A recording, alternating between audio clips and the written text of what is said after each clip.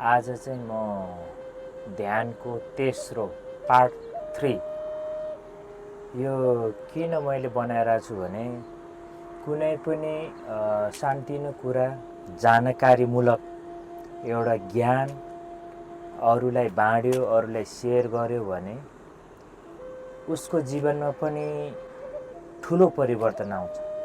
सानो सानो कुराले पनि कहिलेकाहीँ ठुलो परिवर्तन आउँछ। त्यसैले चाहिँ म आज ध्यानको तेस्रो भाग पार्ट 3 अनि यो पार्ट गरेर किन बुझाइरहेको छु भने अब भिडियो पनि लामो हुन्छ धेरै र यसको पार्ट एकदम सिम्पल सबैले बुझ्ने तरिकाले चाहिँ म बुझाइरहेको छु। ध्यान भनेको त्यो ठुलो कुरा पनि होइन र त्यो सानो कुरा त्यो सिम्पल कुरा पनि होइन। मान्छेहरू आजकल चाहिँ यो वर्तमान कलियुगमा क्रोधित, डिप्रेसन, एन्जाइटी भने जस्तो नहुने त्यस्तो हुन्छ। त्यसैले त्यो मेरो सानो ज्ञानले पनि अरूलाई ठुलो सहयोग मिलिरहेको हुन्छ, हरेकले बुझिरहेको हुन्छ र मैले एकदम साधारण भाषामा बुझाइरहेको हुन्छ। ध्यान तेस्रो भाग के हो भने अब तपाईँले पहिलो र दोस्रो भाग हेरिसक्नुभयो होला। त्यो हेरिसकेपछि तपाईँलाई निकै कुराको ज्ञान हुनुपर्छ। यदि तपाईँ साँच्चै नै ध्यान के हो, अध्यात्म यात्रा के हो, यो भौतिक संसार के हो, कहिलेकाहीँ जसको मनमा पनि आउँछ यो संसार के होला, यो जीवन के होला, यो एकचोटि पाएपछि सक्यो त्यो त त्यसको हाम्रो अब मृत्यु निश्चित छ। जन्मेको किन मृत्यु हुनको लागि हो। तर मनुष्य लोकमा किन जन्म्यो भन्दाखेरि आफ्नो कर्म चाहिँ सफा गर्न। तपाईँ जतिपल्ट जन्मिनुहुन्छ त्यतिपल्ट होसपूर्ण जिन्दगी, चेतना होसपूर्ण जिन्दगी बिताउनु भने जन्मेको जन्मे जबसम्म कुनै बेलामा तपाईँ ठोक्किन्छ, ठक्कर हुन्छ, पीडाले डिस्ट्र्याक्ट हुन्छ अनि त्यसपछि वैराग भएर एक दिन चाहिँ तपाईँले चेतना जागरुक हुन्छ। त्यसपछि संसारको बारेमा के हो कसो हो भनेर त्यतातिर चासो दिन्छ। कुनै पनि जुनीमा तपाईँलाई त्यस्तो फिल हुन्छ। मान्छेको जुनी किन लिन्छ त भन्दाखेरि त्यो पुण्य कर्म गरेर मोक्ष प्राप्ति गर्नको लागि मान्छेको जन्म लिएको हुन्छ। मान्छेले सोच्छ संसार यस्तै रहेछ, सृष्टि यस्तै छ, अब बिहे गर्न जन्मिन्छ, बिहे गरेपछि अब बच्चा जन्मिने, धन सम्पत्ति कमाउने, अरू पारिवारिक जीवन बिताउने, अरूभन्दा के कम भनेर चाहिँ नि धन सम्पत्तिको कलेक्सन गर्ने, त्यसपछि त्योभन्दा म के कम भनेर देखाउने हो। तर त्यो होइन। वास्तवमा जीवन भनेको, मानव जीवन भनेको वास्तविक मान्छे जन्मेको यो पृथ्वीमा, यो धरतीमा जन्मेको कारण चाहिँ मोक्ष प्राप्त गर्नको लागि। जबसम्म तपाईँ मोक्ष प्राप्त हुँदैन, निर्वाण प्राप्त हुँदैन, तबसम्म तपाईँको जन्म भइरहन्छ। त्यसैले हामीले चाहिँ ध्यान यो साधनाहरू गर्नु एकदमै आवश्यक छ। तपाईँले बितेको अतीतमा जे जस्तो गरे पनि जब आफूलाई त्यस्तो महसुस हुन्छ भने तब ओहो मैले त ध्यान गर्नुपर्ने रहेछ, यो त एकदम इम्पोर्टेन्ट रहेछ, यो मोक्ष प्राप्ति गर्नुपर्ने रहेछ, यो हाम्रो शरीर माटोमा मिले पनि खरानी भए पनि हाम्रो चेतना कन्सियसनेस चाहिँ एकदम निरन्तर अमर अजर रहेछ, यो अर्को शरीरमा कर्मअनुसार ट्रान्सफर हुँदो रहेछ, अर्को जन्मको लागि रेडी हुँदो रहेछ भन्ने थाहा पाएपछि तपाईँले बल्ल वर्तमानमा चाहिँ राम्रो कर्म गर्नुहुन्छ। तपाईँले वर्तमानमा राम्रो कर्म गरेपछि त्यो भविष्यको लागि भयो। त्यसैले गुरु रिम्पोछेले पनि भन्नुभएको छ, तिमीले पूर्व जन्ममा कस्तो जन्म बिताएको थियो होला, कस्तो मैले कर्म गरेँ होला भनेर त्यो सोच्नै पर्दैन, त्यसको बारेमा सोच्नै पर्दैन। तिमीले अहिले वर्तमानमा यो जुनीमा कस्तो कर्म बितिरहेछ, तिमीले कस्तो कर्म भोगिरहेछ त, कस्तो जीवनयापन गरिरहेछ त, त्यो पूर्व जन्मको सञ्चित कर्मले छर्लङ्ग पार्छ भन्नुभएको छ गुरु रिम्पोछेले।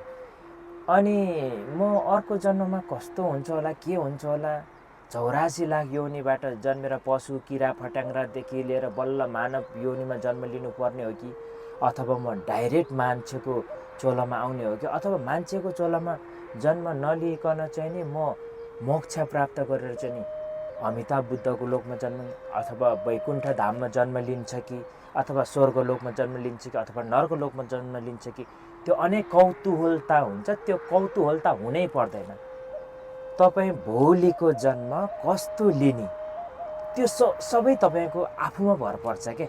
ए मान्छेले ए तँ त नर्कमा जान्छ भनेर नर्कमा जाने हुने, ए तँ त महापुण्यवान रहेछ तँ स्वर्गमा जान्छ भन्ने, त्यो आफूले वर्तमानमा कस्तो कर्म गरिरहेछ त, वर्तमानमा गरेको कर्मलाई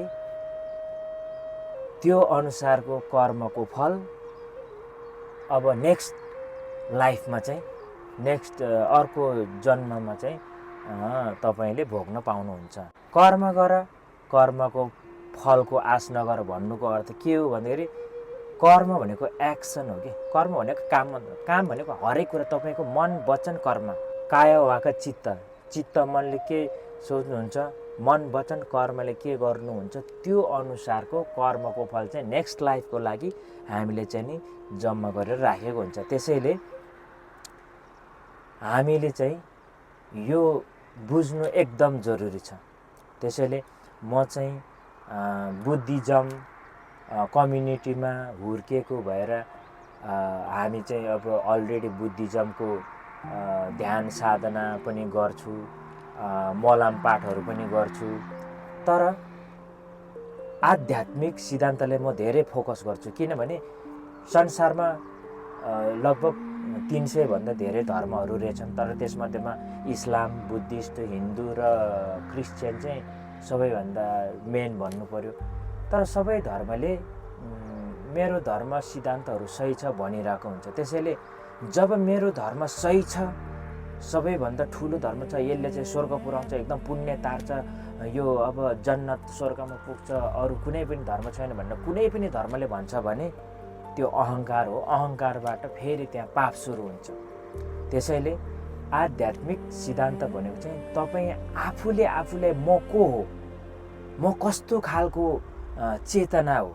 मेरो शरीर त छ, तर मेरो आवाज कहाँबाट आइरहेछ, धड्कन कहाँबाट चलिरहेछ, अटोमेटिक मेरो बसमा छैन धड्कन, मेरो गीत कसरी सञ्चालन भइरहेछ, कसरी म सास फेरिरहेछ, सास पनि मेरो बसमा छैन भनेपछि पक्कै पनि यहाँ चाहिँ नि जीवनमा के रहस्य छ। यो शरीर अलग हो, यो चेतना, यो आत्मा अथवा यो चित्त अलग हो भनेर बुझ्नुपर्छ।